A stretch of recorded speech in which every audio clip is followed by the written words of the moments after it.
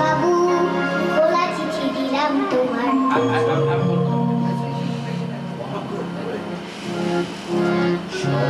বাবু খোলা চিঠি দিলাম তোমার কাছে তোমার কুকুর মানুষ এখন কোথায় কেমন আছে জানো না হারিয়ে গেছে কোথায় কখন তোমার আমি না স্মরণ